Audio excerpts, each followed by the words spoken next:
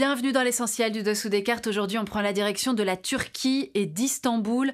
Voici Ekrem İmamoğlu, le maire d'Istanbul depuis 2019, arrêté le 19 mars dernier pour corruption, détournement d'argent et terrorisme.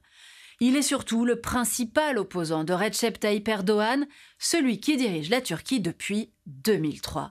Son arrestation provoque des rassemblements massifs partout dans le pays, car İmamoğlu est une figure populaire face à Erdoğan et à son islamo-nationalisme autocratique.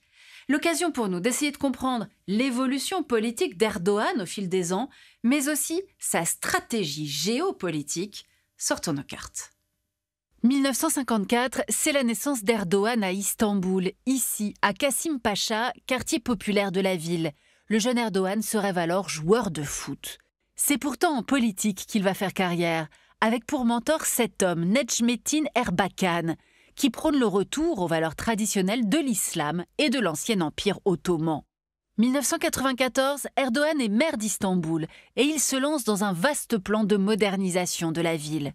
Mais en 1997, lors d'un grand meeting, Erdoğan déclame un poème religieux comparant les minarets à des baïonnettes et les croyants à des soldats, un discours qui le conduit en prison.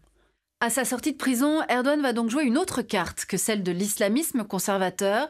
Avec son nouveau parti, l'AKP, il se montre démocrate, réformateur, tourné vers l'Occident. 2003, Erdoğan devient Premier ministre et tente de faire rentrer la Turquie dans l'UE par une politique réformatrice, en vain. 2011, c'est le tournant des printemps arabes et en parallèle, la relation avec l'UE se tend. Erdoğan joue notamment la carte des frères musulmans de Mohamed Morsi en Égypte. Il ferme par ailleurs les yeux sur le passage de djihadistes via sa frontière avec la Syrie. Le tournant autocratique de la Turquie se précise en 2013. Direction le parc Gezi.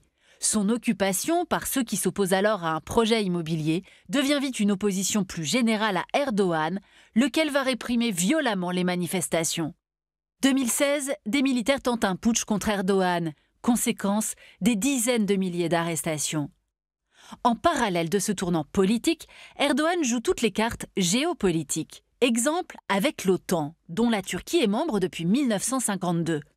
La Turquie fournit à l'Ukraine agressée par la Russie ses drones Bayraktar, ce qui n'empêche pas Erdoğan de maintenir le lien avec la Russie de Poutine, notamment via le gazoduc Turk Stream.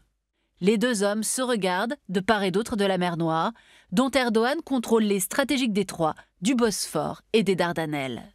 Mais ces derniers jours, la Turquie se pose en allié incontournable d'une Europe de la défense sur fond de désengagement états-unien, Ankara étant la deuxième armée en effectif de l'OTAN.